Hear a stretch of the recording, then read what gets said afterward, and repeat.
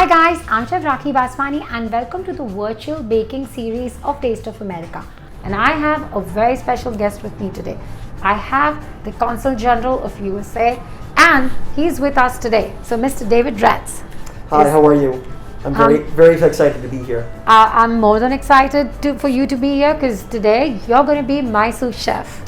I'm looking forward to it. What are we going to be cooking today? Some waffles. I thought of some southern fried chicken, some cranberry sauce to go with that. Does that excite you? That does. That's great. Awesome. So are you ready to get your hands into the chicken? I'm ready. I'm here at your disposal. All right. So what's the first step? Okay, so the first step for the southern fried chicken is we need to marinate that in the buttermilk. And it's preferable better to keep it overnight or for a couple of hours.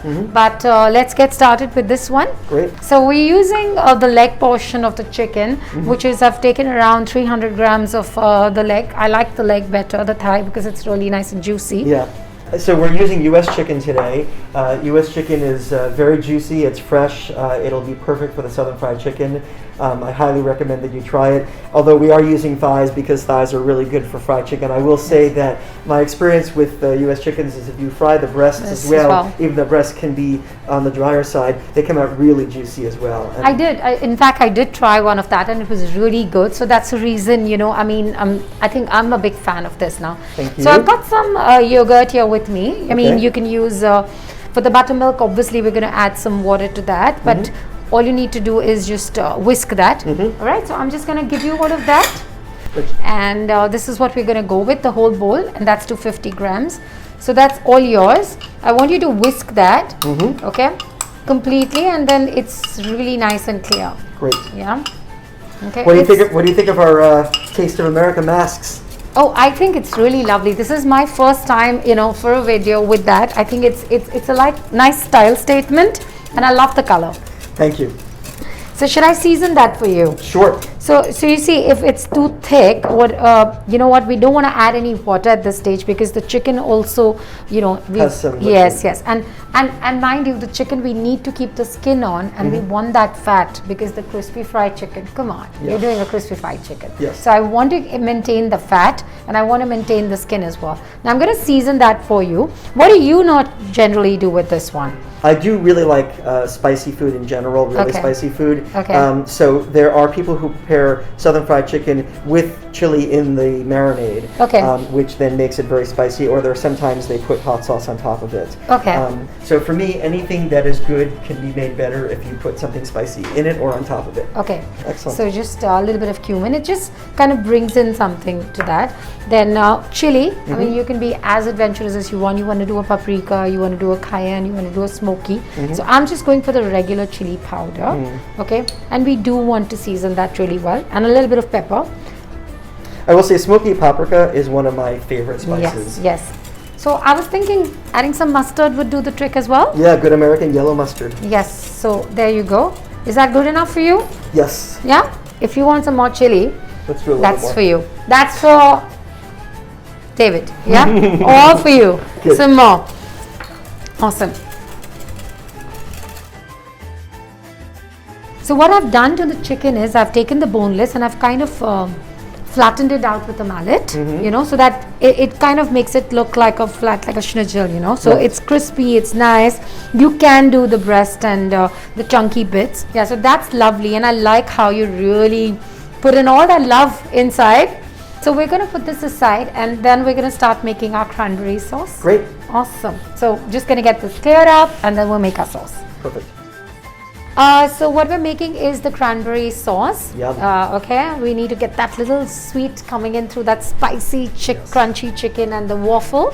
So we're going to start with that first. So you want to go with the butter first, a little bit. One piece or two? You're the chef here today, right? No, I'm the sous chef. Okay. You're the one who gives me instructions. But butter never says, can you stop? Butter's be generous. By the way, cranberries for me are sort of an iconic American ingredient because there are really only a few places where they make cranberries. Okay. I know, lovely. I mean, and you know what? It all comes together. I'm going to go with the star anise. It all comes together because that little sweetness and the tart of the cranberries, I think it just binds the whole dish together. All right, so Do you want more of the sauce? You want less? Tell me. I'm going to stop when you tell me. I'm just checking out how good my sous chef is. Well, I'm an untrained sous chef, so. Of course not. All right, so we don't want to use water here. Right. Why don't we use the juice here to soften this up a little? You know, we want that sauce to be nice, jammy, a little pouring consistency. Yeah. So we want to soften these up. Yeah. I mean, I can just go on eating. This is a really good juice to use because it has a high amount of juice content. Not all the cranberry juices have a high amount of juice. Okay. So the ingredients are more juice and obviously water, less of the sugar. Yeah. So it's healthy and you'll get more cranberry flavor. Yeah, it's very good for infections as well, right? So once it's softened, we're gonna go with, maple syrup. Yep. Another iconic American ingredient. So I think I'm gonna go in with this. Should I? Yes, I'm ready. Okay. All right. So going in.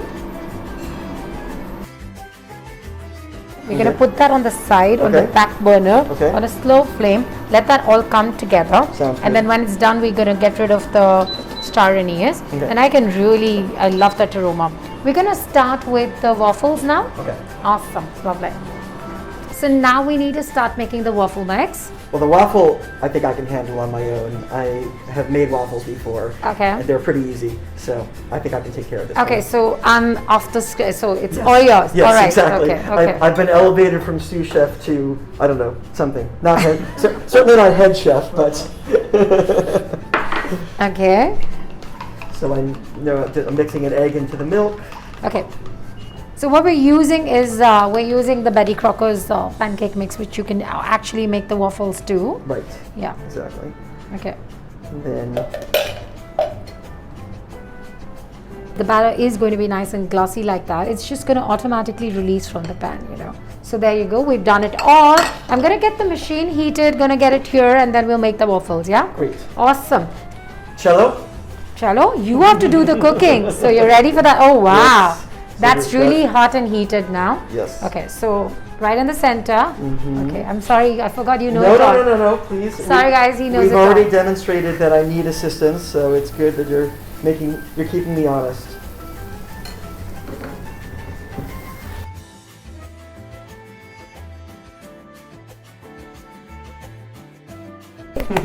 Amazing! That was fantastic. Thank you.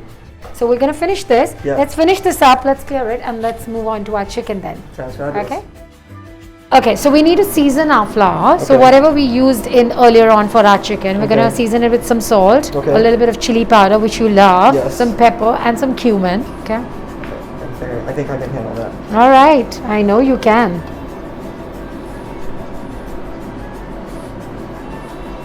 I always worry about over salting things. I figure you can always add more salt to something, but if you put too much salt, then you don't have any. So what you need to do is, like, you know, you could actually taste that when it's dry. It's a little bit when we do, and then you know you're good to go.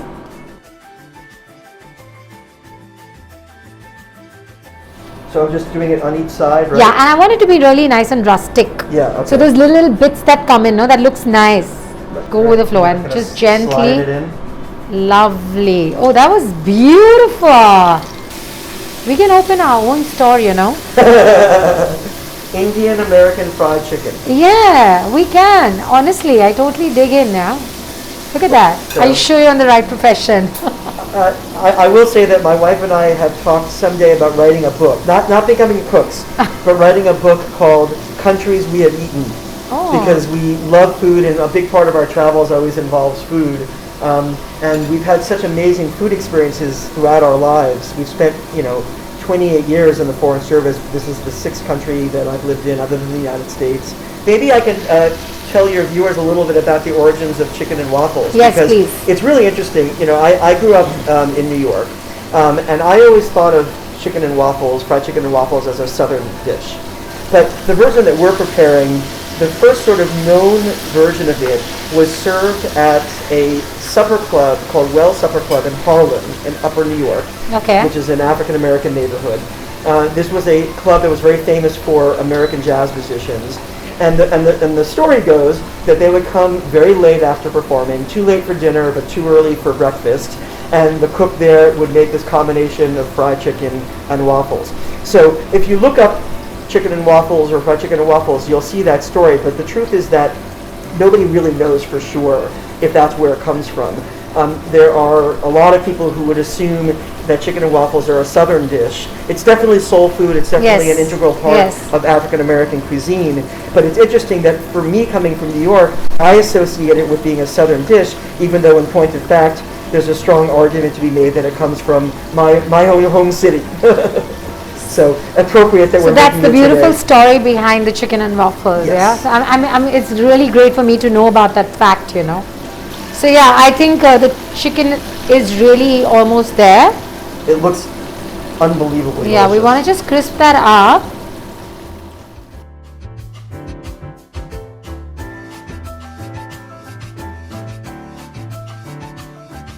So guys, this amalgamation right here has been really fruitful and the food looks amazing. It's going to go on the plate right now. Are you Yes. excited? I am. Did you say fruitful? Was that intended to be a pun, or you just? You understood it, right? So it's been amazing, and you want to get plating with Yes, this? I'm Okay. ready. So our waffles ready, our crispy southern fried chicken's ready. Yep. Our cranberry sauce, if you know that I just blended that, got rid of the star anise and blended it, and it looks gorgeous. Look at that. Yes. Look at that consistency.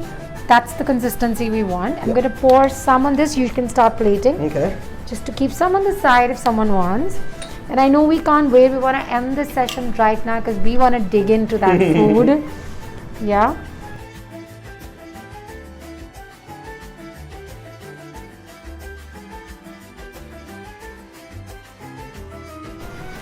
So I'm so happy today. We've had the Consul General, joining us, and thank you so much. This has been an amazing session, and I'm so grateful to you. You've been the most amazing sous chef. We had a lot of fun, and we churned out an amazing recipe. What are your thoughts on this session? Well, first of all, thanks, Chef Rakib, for including me. It's been hugely fun.